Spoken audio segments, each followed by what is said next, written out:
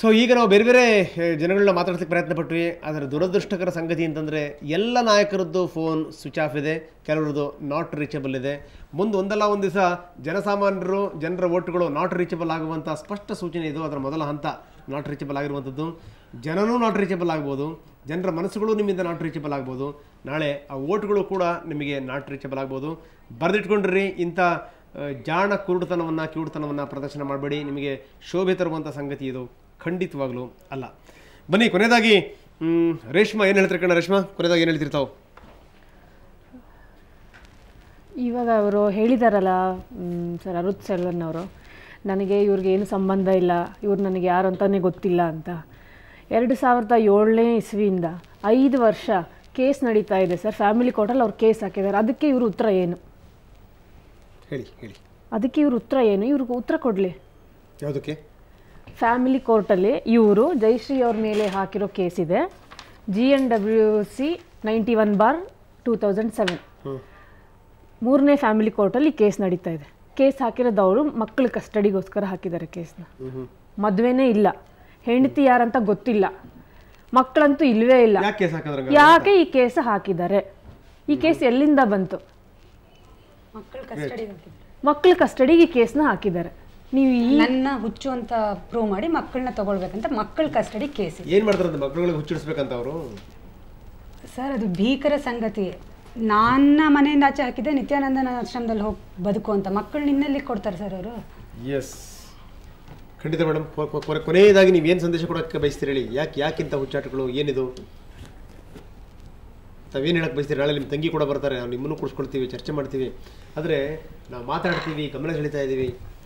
ಏನಾಗಬೇಕು ಖಂಡಿತವಾಗಲು ಅಂತ, ಏನಾಗಬೇಕಾಗಿದೆ ಅಂತ ಸರ್? ಈ ಥರದವ್ರು ಉಸಿರೆತ್ತಿ ತಿರ್ಗಾಡಕ್ಕೆ ಆಗಬಾರ್ದು ಸಮಾಜದಲ್ಲಿ. ಎಸ್, ಒಂದೇ ಮಾತ್ರ ಹೇಳಿದ್ರಿ ನೀವು. ಅಷ್ಟೇ ಸರ್, ಇನ್ನೇನು ಉಳಿದಿದೆ ಸರ್ ಜೀವನದಲ್ಲಿ? ಇದನ್ನೆಲ್ಲ ನೋಡಿಕೊಂಡು ನಾವು ಎಷ್ಟು ಜನ, ನಾನು ನಿಜಕ್ಕೂ ಹೇಳ್ತೀನಿ. ಆದರೆ ಒಂದು ನನಗೆ ಆಗ್ತಾ ಇದೆ, 1 ವಾರದ ಹಿಂದೆ ನಾವು ನಾ ಎಲ್ಲರಿಗೂ ಹೇಳೋಕ್ಕೆ ಇಷ್ಟಪಡ್ತೀನಿ. ಯಾಕೆ ಗೊತ್ತಾ ಇಷ್ಟಪಡ್ತೀನಿ ಅಂತ ಹೇಳ್ತಿದ್ದೀನಿ? ಇದು ನಮ್ಮ ಸ್ಥಿತಿಯಾಗಿತ್ತು. ಬೇರೆ ನಮ್ಗೆ ಇರೋಷ್ಟು ಕಾಲ ಜೀವನದಲ್ಲಿ ನಮಗೆ ಯಾರ್ಯಾರಿಂದ ಸಹಾಯ ಸಿಕ್ತು, ಏನಾಗಬೇಕೋ ಆಯಿತು. ಗೂಗಲಲ್ಲಿ ಸರ್ಚ್ ಮಾಡಿರೋದು ಏನು ಗೊತ್ತಾ ನಾವು? How to leave body easily. ಇದನ್ನೇ ನಾವು ಸರ್ಚ್ ಮಾಡಿದ್ದು. ಆದರೆ ಈಗ ಇಲ್ಲಿ ಬಂದು ಈ ಮಾತಾಡಾದ್ಮೇಲೆ, ಇಲ್ಲಿ ನೀವೆಲ್ಲರೂ ಇಷ್ಟು ಬೆಂಬಲಕ್ಕೆ ನಿಂತಾದ್ಮೇಲೆ ತುಂಬಾ ಆಳವಾದ ನೋವಿಂದ ಒಂದು ಕೂಗನ್ನ ಕೂಗ್ಕೊಂಡಿತ್ತು ನನಗೆ. ಇದನ್ನು ನೀವು ಊಹಿಸ್ಕೊಳ್ಳಿ ಸರ್, ನೋಡ್ತಿರೋರು ಊಹಿಸ್ಕೊಳ್ಳಿ. ನೀವು ಕಣ್ಣಾರೆ ನೋಡ್ತಿದ್ದೀರಾ ಯಾವುದು ತಪ್ಪು ಯಾವುದು ಸರಿ ಅಂತ ನಿಮ್ಗೆ ಗೊತ್ತಿದೆ. ನಿಮಗೆ ಅದು ಕಡ್ಡಾಯವಾಗಿ ಅದು ಅಸಹ್ಯ, ಅಸಡ್ಡೆ, ಕೀಳಾಗಿ, ಕೆಟ್ಟದಾಗಿ ನಡ್ಕೋತಿದ್ದಾರೆ ಅಂತ ಗೊತ್ತಾಗ್ತಿದೆ. ಆದರೆ ನೀವು ಅಸಹಾಯಕ, ನಿಮ್ಮ ಕೈಲಿ ಏನೂ ಮಾಡೋಕ್ಕಾಗ್ತಿಲ್ಲ ಅನ್ನೋ ಒಂದು ಹಿಂಸೆ ಎಂಥದ್ದು ಅಂತ ನೀವು ನೋಡ್ಕೊಳ್ಳಿ. ಅದೇ ಸ್ಥಿತಿ ನಂದಾಗಿತ್ತು. ಈಗ ನೀವೆಲ್ಲರೂ ಇಷ್ಟು ಬೆಂಬಲಕ್ಕೆ ನಿಂತಿದ್ದೀರಾ, ಈ ತಾಯಿ ಮಕ್ಕಳದನ್ನು ನೋಡ್ತಾ ಇದ್ದೀರಾ. ನಿಮಗೆ ಅರುತ್ ಸೆಲ್ವನ್ ಅನ್ನೋ ಒಬ್ಬ ಕೆಟ್ಟ ರಾಕ್ಷಸ ಏನೇನು ನಡ್ಕೊಂಡಿದ್ದಾನೆ ಜೀವನ ಅನ್ನೋದು ಆಚೆ ಬಂದೇ ಬರುತ್ತೆ ಜೀವನದಲ್ಲಿ ಅನ್ನೋ ಒಂದು ನಂಬಿಕೆ ಇತ್ತು. ಅದು ಇವಾಗ ಬಂತು. ಅದೇ ನಂಗೆ ಸಮಾಧಾನ ಕೊಡ್ತಾ ಇದೆ. ಇಂಥವ್ರನ್ನ ಮಾತ್ರ ಬಿಡಬಾರ್ದು ಸರ್, ಬದುಕಕ್ಕೆ ಬಿಡಬಾರ್ದು. ಅವನನ್ನಾಗ್ಲಿ, ಅವನ ಮಹಾಗುರುಗಳಂತ ಹೇಳ್ಕೊಳ್ತಿರೋನಾಗ್ಲಿ ಬಿಡಬಾರ್ದು. ಮೇಡಮ್, ಸಂಕ್ಷಿಪ್ತವಾಗಿ ಮೀನಾಕ್ಷಿ ಮೇಡಮ್, ಸಾರಿ ಜಯಶ್ರೀ ಮೇಡಮ್, ಕೊನೆಯದಾಗಿ ಏನು ಹೇಳ್ತಿರ್ತಾವೆ ಸಂಕ್ಷಿಪ್ತವಾಗಿ? ನನ್ನ ಕೊನೆ ಮಾತು ಯಾವತ್ತಿಗೂ ಇಷ್ಟೇ ಸ್ವಾಮಿ, ನಾನು ಹೇಳೋದು ಇಷ್ಟೇ. ನಾನು ಹೆತ್ತ ಕರುಳಾಗಿದ್ದು ತೊಡೆ ಮೇಲೆ ಮಕ್ಕಳನ್ನ ಕಾಪಾಡೋದು ನಾನು ಕಾಪಾಡಿದೆ. ಜಡ್ಜಿಗೆ ನಾನು ಹೇಳಿದ್ದು ಇಷ್ಟೇ, ಭಗವಂತ ನನ್ನ ತೊಡೆನಿಟ್ಟ ಮಕ್ಕಳನ್ನ ನನ್ನ ಕೈಲಿ ಎಷ್ಟು ಮಟ್ಟಿಗೆ ಆಯಿತೋ ಕಾಪಾಡಿದೆ. ನಿಮ್ಮ ಕೈಲಿ ಕೊಟ್ಟಾನೆ ಮಕ್ಕಳನ್ನ ಕಾಪಾಡಿ. ಇವತ್ತು ಹೊಟ್ಟೆಗೆ ಹುಟ್ಟಕ್ಕೆ ಮುಂಚಿನ ಸತ್ಯದ ಸೃಷ್ಟಿ ಆಗಿದೆ. ನಾನು ಸಮಾಜಕ್ಕೆ ಮುಂದೆ ಕೇಳ್ತಾ ಇದ್ದೀನಿ, ಮಕ್ಕಳನ್ನು ಕಾಪಾಡಿ. ಮತ್ತು ಎರಡನೇದಾಗಿ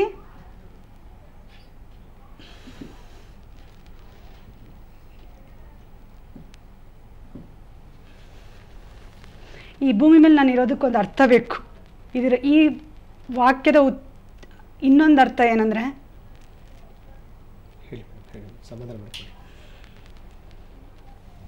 ನಾನು ಉಳಿಬೇಕು, ಇಲ್ಲ ಅವ್ರು ಉಳಿಬೇಕು.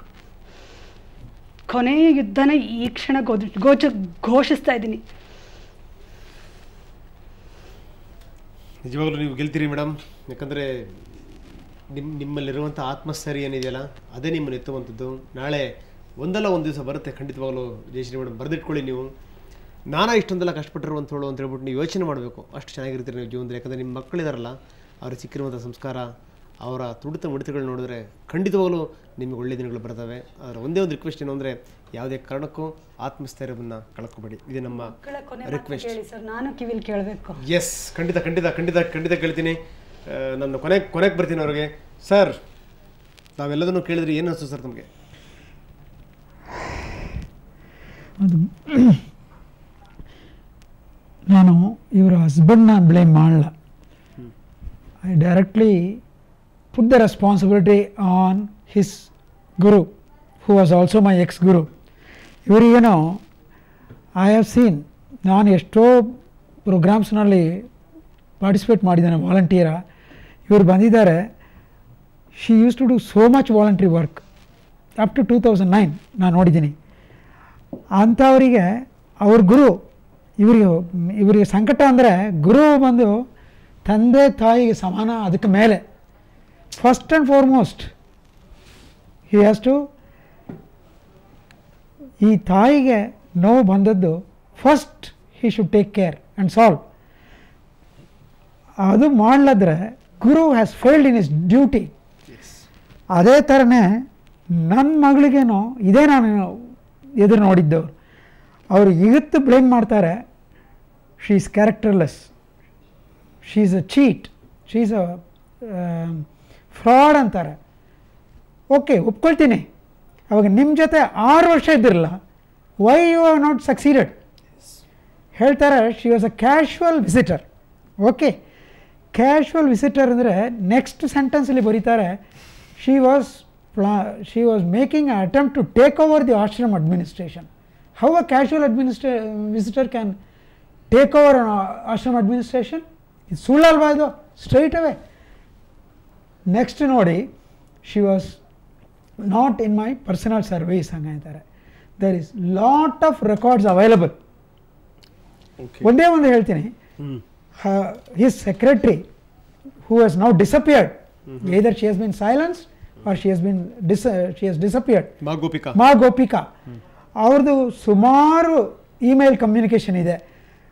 ಗುರುಗಳು ಡೀಪ್ ಸಮಾಧಿಲಿ ಇದ್ದರು, ಎದ್ದು ಧ್ಯಾನದಿಂದ ಬಂದ ತಕ್ಷಣ ಪ್ರೇಮೇಶ್ವರಿ ನಿಮ್ಮನ್ನ ಜ್ಞಾಪಿಸ್ತಾ ಇದ್ರು, please give a call, please give a call, he is feeling deeply depressed, please give a call. ಇದು ಯಾವಾಗ?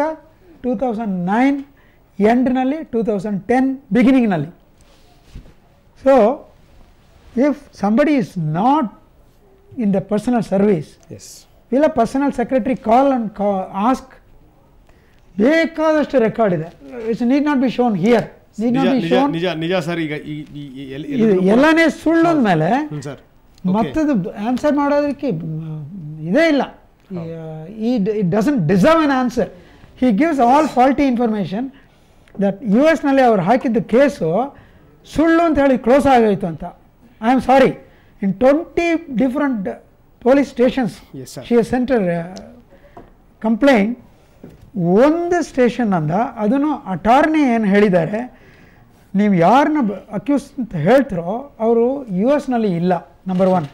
ನಂಬರ್ 2, ಅವ್ರ ಮೇಲೆ already you have given a complaint in India and we ಒಂದು ಸರ್, ಇದು ಪ್ರಪಂಚ ಗೊತ್ತಿರುವಂಥ ಸಂಗತಿ. ಕೇಸ್ಗಳ ಮೇಲೆ ಕೇಸ್ ಹಾಕಿ ಅವರನ್ನ ಬಹಳ ದುರ್ಬಲಗೊಳಿಸುವಂಥದ್ದು. ಈಗ ಇಲ್ಲಿ ಸರ್ ನಾನು ಸಂಕ್ಷಿಪ್ತವಾಗಿ ಕೇಳ್ತಾ ಇದ್ದೀನಿ, ತಾವು ತುಂಬ ಸಂಕ್ಷಿಪ್ತವಾಗಿ ಹೇಳಿ. ಇಲ್ಲಿ ತನಕ ಬಂದು ನಿಂತಿದೆ, ಈಗ ಮುಂದೇನಂದರೆ ಸುಳ್ಳೆಲ್ಲ ಹಾಕಿ ಟೋಟಲ್ ಪ್ರೆಸ್ಸಿಗೆಲ್ಲ ರಿಲೀಸ್ ಮಾಡಿದ್ದಾರೆ.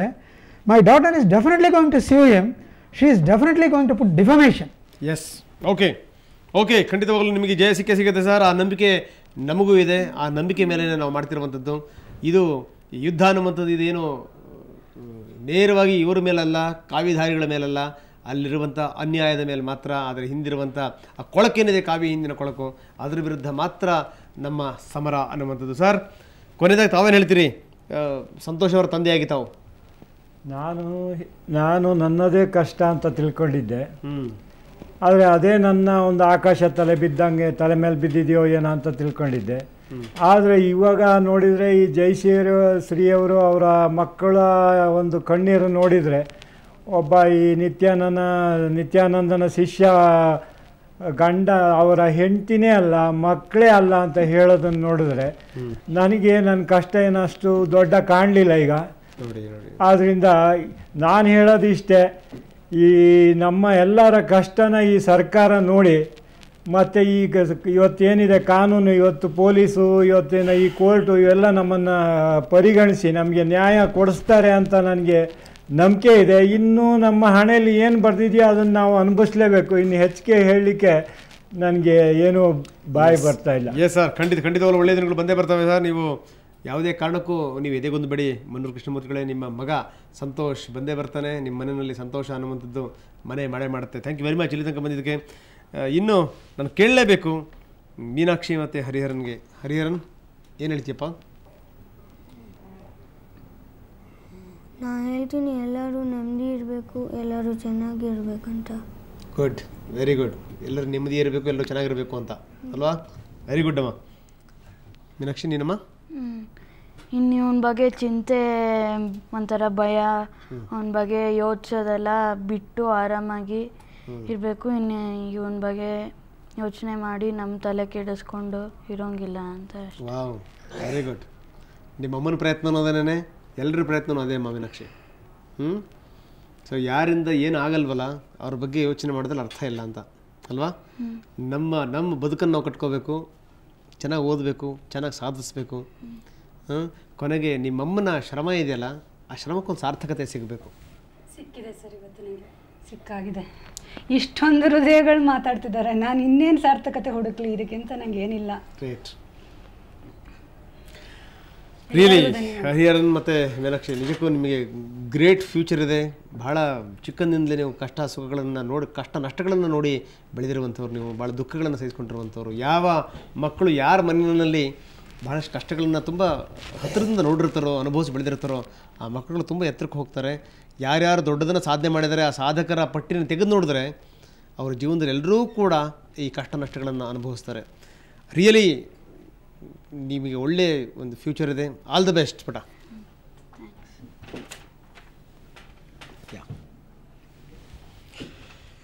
ಓಕೆ ರೇಷ್ಮಾ, ಇಲ್ಲಿ ತನಕ ಸಾಕಷ್ಟು ಮಾತಾಡಿದ್ರಿ, ನಮಗೆ ಧನ್ಯವಾದಗಳು. Thank you very much. ಅದೇ ರೀತಿ ಜಯಶ್ರೀ, ಎಲ್ಲರಿಗೂ ಧನ್ಯವಾದಗಳು. ಯಾಕೆಂದರೆ ನನಗೆ ಒಂದೇ ಒಂದು ಮಾತು ಹೇಳೋಕ್ಕೆ ಇಷ್ಟಪಡ್ತೀನಿ. ನಾನು ಇದನ್ನು ಯಾವಾಗಲೂ ನೋಡ್ತಿದ್ದಾಗ ನಂಗೆ ಯಾವಾಗಲೂ ಅನಿಸೋದು, ನಾನು ಒಬ್ಬಳೇ ಏನು ಅಲ್ಲಲ್ಲ, ಈ ಥರ ಒಂದು ಯಾರೇ ಈ ಥರ ಒದ್ದಾಡೋದು ನೋಡಿದಾಗ ಒಂದು ಹೃದಯ ಒಂಥರ ಕಿಂಚೋಗುತ್ತಲ್ವ ಸರ್. ಅದು ನಾನು ಒಬ್ಬಳೇ ಏನೂ ಅಲ್ಲಲ್ಲ, ಎಷ್ಟು ಜನ ಇದ್ದಾರೆ, ಯಾಕೆ ನನಗೆ ಯಾರೂ ಸಿಗ್ತಾ ಇಲ್ಲ. ನನಗೆ ಈ ಥರ ಒಂದೇ ಥರ ಯೋಚನೆ ಮಾಡೋರು, ಇದಕ್ಕೆ ಸ್ಪಂದಿಸೋರು ಸಿಗ್ತಾ ಇಲ್ಲ ಅಂತ ಹುಡುಕಾಡ್ತಿದ್ದೆ. ಆದರೆ ನನಗೆ ಇವತ್ತು ತುಂಬಾ ನನಗೆ ಒಂದು ಹೇಳಬೇಕು ಅಂದರೆ ಒಂದು ತಿರುಗ್ತಾನೇ ಇತ್ತು ನನ್ನ ಜೀವ. ಏನು ಎಲ್ಲಿ ಯಾರು ಜನನೇ ಕಾಣಿಸ್ತಾ ಇಲ್ಲ ನನಗೆ ಅಂತ. ಆದರೆ ನನಗೆ ಇವತ್ತು ತುಂಬ ಥ್ಯಾಂಕ್ಸ್. ಎಲ್ಲರೂ ತುಂಬ ಈ ವಿಷಯಕ್ಕೆ ನೀವು ಸ್ಪಂದಿಸಿದ್ದೀರಾ, ತುಂಬ ಧನ್ಯವಾದಗಳು. ಈ ಮಕ್ಕಳನ್ನ ಕಾಪಾಡಿ. ಇಲ್ಲಿವರೆಗೂ ನನ್ನ ಕೈಲೇ ಮಾಡೋಕ್ಕಾಗಿದ್ದನ್ನು ನಾನು ಮಾಡಿದೆ. ಸುಸ್ತಾಗ್ಬಿಟ್ಟಿದೆ ನನಗೆ ಇದನ್ನು ನೋಡಿ. ತುಂಬ ಥ್ಯಾಂಕ್ಸ್, ಧನ್ಯವಾದ.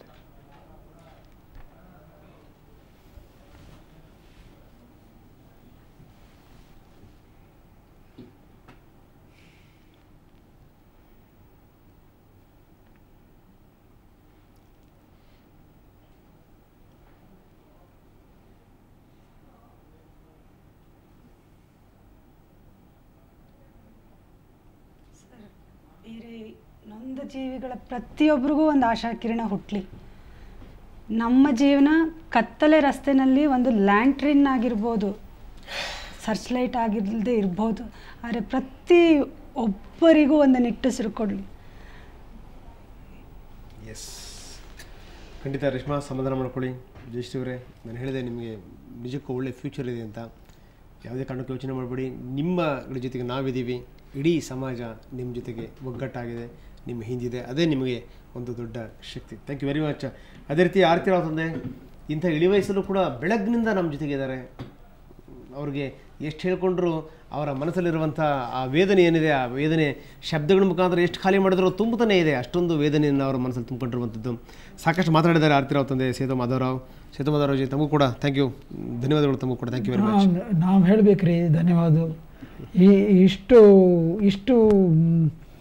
ಏನು ಹೇಳೋದು, ಇಷ್ಟು ಚೆನ್ನಾಗಿ ನಮ್ಮ ಸಮಸ್ಯೆಗಳನ್ನ ಮೇಲೆ ತಂದು ಇದು ಮಾಡಿ ಜನಗಳಿಗೆ ಉದ್ಧಾರ ಮಾಡಿಸ್ತಾ ಇದ್ದೀರಲ್ಲ ನೀವು. Hats off. ಎಷ್ಟು ಹೇಳಿರೋ ಸಾಧ್ಯನೇ ಇಲ್ಲ. ನಮ್ಮ ಗ್ರ್ಯಾಟಿಟ್ಯೂಡ್, ಧನ್ಯವಾದ is a very mild term. Gratitude ಹರಿವೇ ಇಲ್ಲ, ಹೇಳೋಕ್ಕೆ ಸಾಧ್ಯನೇ ಇಲ್ಲ. Whole Karnataka should be grateful to you. Thank you very much Setu Madhavraoji. Whole India I should say, because ನಿಮಗೆ ಕೊಟ್ಟ ಮೇಲೆ ಸುಮಾರು ಇಂಗ್ಲೀಷ್ ಚಾನಲ್ಸಿಂದ ಆರ್ತಿನ ಕಾಂಟ್ಯಾಕ್ಟ್ ಮಾಡಿ ನಮ್ಗೆ ಕೊಡಿ ಅಂದರು. ಸಾಕು, ಇದು ಒಂದು ಕೊಟ್ಟದ್ದಕ್ಕೆ he has given so much dirty statements, ಎಂಡೇ ಇಲ್ಲ. Already he has added 2 more false child molestation case against her. ಇದ್ದ ಸಾಕಲ್ಲಂಗೆ ಸರ್. ಎರಡಲ್ಲ 100 ಹಾಕಿದ್ರು ಕೂಡ ಗೆಲ್ಲುವಂಥವ್ರು ನೀವೇನೇನೆ. ಖಂಡಿತವಾಗ್ಲೂ ನಿಮ್ಗೆ ಒಳ್ಳೆ ದಿನಗಳು ಬರ್ತವೆ. ಖಂಡಿತವಾಗ್ಲೂ ಯಾವುದೇ ಕಾರಣಕ್ಕೂ ನೀವು ಸಂದೇಹ ಇಟ್ಕೊಬೇಡಿ.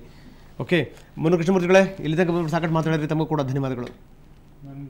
ಇವತ್ತು ನನಗೇನಾದ್ರು ನ್ಯಾಯ ಸಿಗುತ್ತೆ ಅಂದರೆ ನಿಮ್ಮಿಂದನೇ ನ್ಯಾಯ ಸಿಗ್ತಾ ಇದೆ. ನಮ್ಮೆಲ್ಲರಿಗೂ ಅಷ್ಟೇ ಈ ನ್ಯಾಯ ಸಿಗ್ತಾ ಇದೆ ಅಂದರೆ ಇವತ್ತು ಸುವರ್ಣ ಚಾನಲ್ನಿಂದ ನ್ಯಾಯ ಸಿಗ್ತದೆ. ಅದರಿಂದ ನಿಮಗೆ ನನ್ನ ಅನಂತ ಧನ್ಯವಾದಗಳು. Thank you very much sir. ಇಲ್ಲಿ ತನಕ ನಾವು ಸಾಕಷ್ಟು ಮಾತಾಡಿದ್ವಿ. ನಮ್ಮ ಒಂದು ಕೋರಿಕೆ, ನಮ್ಮ ಒಂದು ಕನವರಿಕೆ ಒಂದೇನೇ, ಜನಪ್ರತಿನಿಧಿಗಳು ಕಣ್ಣು ತೆರಲಿ ಅನ್ನುವಂಥದ್ದು. ಇಷ್ಟೊಂದು ಜನ ಕಣ್ಣೀರು ಹಾಕಿದ್ದಾರೆ, ಇನ್ನೂ ನೀವು ಕಣ್ಣು ತೆರಲಿಲ್ಲ ಅಂತಂದರೆ ಆ ಕಣ್ಣೀರ ಧಾರಿನಲ್ಲಿ ನೀವು ಕೊಚ್ಚಿ ಹೋಗ್ತೀರಿ ಅನ್ನುವಂಥದ್ದು. ಆದಷ್ಟು ಬೇಗ ಕ್ರಮ ತೆಗೆದುಕೊಳ್ಳಿ. ಇದು ಒಂದು ಸಾಮಾಜಿಕ ಪಿಡುಗಿದು ಈ ರೀತಿ ಇರುವಂಥದ್ದು. ಯಾರೂ ಕೂಡ ಒಳ್ಳೆ ಕೆಲಸಗಳನ್ನ ಮಾಡಲಿಲ್ಲ ಅಂದರೆ ಅವ್ರು ಹುಟ್ಟಿರುವಂಥ ಬಟ್ಟೆಗಾಗಲಿ, ಅವ್ರು ಆಡ್ತಿರುವಂಥ ಮಾತುಗಳಿಗಾಗಲಿ, ಅವ್ರು ಹೋಗ್ತಿರುವಂಥ ದಾರಿಗಾಗಲಿ ಖಂಡಿತವಾಗಲೂ ಅರ್ಥ ಇಲ್ಲ. ಇನ್ನಾದರೂ ಸರ್ಕಾರ ಎಚ್ಚೆತ್ತುಕೊಳ್ಳಿ. ಆರತಿ ರಾವ್ ತಂದೆ ಒಂದು ಮಾತು ಹೇಳಿದ್ರು. ನಾನು ಆರತಿಯವರ ಇಂಟರ್ವ್ಯೂ ಟೈಮಲ್ಲೂ ಕೂಡ ಇದೇ ಮಾತನ್ನು ಹೇಳಿದೆ. ಬಹಳಷ್ಟು ಜನ ನಿಜಕ್ಕೂ ಒಳ್ಳೆ ಮಾತು ಅನ್ನುವಂಥ ಅಪ್ರಿಷಿಯೇಷನ್ ಕೂಡ ನಮಗೆ ಕೊಟ್ಟಿದ್ದರು. ಆರತಿ ರಾವ್ ಅವರ ತಂದೆ ಅವ್ರು ಮಾತು ಹೇಳಿದ್ರು, ನಾವು ನಿಮ್ಮ ಚಾನಲಲ್ಲಿ ಮಾತಾಡಿದ್ದಕ್ಕೆ ನಮಗೆ ಇಷ್ಟೊಂದು ಬೆಳವಣಿಗೆ ಸಿಕ್ಬಿಟ್ಟಿದೆ. ನನ್ನ ಮಗಳನ್ನು ಶೀಲಗೆಟ್ಟಳು ಅನ್ನುವಂಥ ಮಾತನ್ನು ಹೇಳಿದ್ದಾರೆ, ನನ್ನ ಮಗಳು ವೇಶ್ಯ ಅನ್ನುವಂಥ ಮಾತನ್ನು ಹೇಳಿದ್ದಾರೆ. ನನ್ನ ಮನಸ್ಸಿಗೆ ಭಾಳ ಬೇಜಾರಾಗಿದೆ. ಇನ್ನೂ ಎಲ್ಲೂ ಮಾತಾಡಲ್ಲ ನಾವು, ಇನ್ನು ಏನೇನೋ ಆರೋಪಗಳು ಬಂದುಬಿಡ್ತಾವೆ ಅಂತ. ಕೊನೆಯದಾಗಿ ನಾನು ಹೇಳುವಂಥದ್ದು, ಆರತಿಯವ್ರಿಗೂ ಮಾತು ಹೇಳಿದ್ದೆ, ಗಂಗೆ ಇಷ್ಟುದ್ದ ಇಷ್ಟು ಅಗಲ ಹರಿತಾಳೆ, ಆದರೆ ಯಾವುದೋ ಒಂದು ನಾಯಿ ಯಾವುದೋ ಒಂದು ಮೂಲೆಯಲ್ಲಿ ಗಂಗೆಗೆ ಬಾಯಿ ಹಾಕ್ತು ಅಂತಂದರೆ ಗಂಗೆ ಅಪವಿತ್ರಳಾಗ್ಬಿಡ್ತಾಳ? ಖಂಡಿತವಾಗಲೂ ಇಲ್ಲ. ಗಂಗೆ ಯಾವಾಗಲೂ ಕೂಡ ಪವಿತ್ರಳೆ. ಅಷ್ಟೇ ಅಲ್ಲ, ಈ ಕಷ್ಟಗಳು ಏನೇನಿದೆ ಆ ಕಷ್ಟಗಳೆಲ್ಲ ಕ್ಷಣಿಕ ಮಾತ್ರ. ಇದು ಮುಂದೊಂದು ದಿವಸ ಒಳ್ಳೆಯ ದಿನಗಳು ಬಂದೇ ಬರ್ತವೆ. ಒಳ್ಳೆಯ ದಿನಗಳು ಬರಲಿ ಅಂತ ಹಾರೈಸ್ತಾ ಈ ವಿಶೇಷ ಕಾರ್ಯಕ್ರಮವನ್ನು ಮುಗಿಸ್ತಾ ಇದ್ದೀನಿ. ಜಾಸ್ತಿ ಆಯಿತು ಅಂತ ಅನಿಸ್ಬೋದೇನೋ ನಿಮಗೆ, ಆದರೆ ಅಷ್ಟು ಸುಲಭವಾಗಿ ನಾವು ಖಂಡಿತವಾಗಲೂ ಬಿಡೋದಿಲ್ಲ. ನಾಳೆ ಮತ್ತೆ ಇದರ ಮುಂದುವರೆದ ಭಾಗ ಇದ್ದೇ ಇದೆ. ಸೀಮಾ ಅವ್ರನ್ನ ಕರೆಸ್ತಾ ಇದ್ದೀವಿ. ಸೀಮಾ ಅವರೇ ವಾಲಂಟರಿಲಿ ಬರ್ತಾ ಇದ್ದಾರೆ. ಸೀಮಾ ಜೊತೆಗೆ ಮತ್ತೆ ರೇಷ್ಮಾ ಇರ್ತಾರೆ. ಮತ್ತು ಯಾರ್ಯಾರು ಇವನಿಂದ ತೊಂದರೆಗೆ ಒಳಪಟ್ಟಿದ್ದಾರೆ ಅವರೆಲ್ಲರನ್ನೂ ಕರೆಸಿ ನಾವು ಮಾತಾಡ್ತೀವಿ. ಅವರ ದನಿಗಳನ್ನು ನಿಮ್ಮ ಒಂದು ಮನಸ್ಸಿಗೆ ನಾವು ಮುಟ್ಟಿಸ್ತೀವಿ. ಈ ಪ್ರಯತ್ನ ನಿತ್ಯ ನಿರಂತರ ಅಂತ ಹೇಳ್ತಾ ಈ ವಿಶೇಷ ಕಾರ್ಯಕ್ರಮವನ್ನು ಮುಗಿಸ್ತಾ ಇದ್ದೀನಿ. ನಮಸ್ಕಾರ. Thank you very much.